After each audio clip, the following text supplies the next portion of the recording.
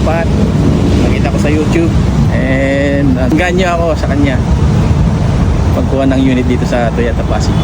Papasok sa Dahil si Sir ay seaman. And gusto niya po na magkaroon ng another income dito sa Manila. Okay. Thank you so much, sir. Sana po kahay agad yung unit po natin.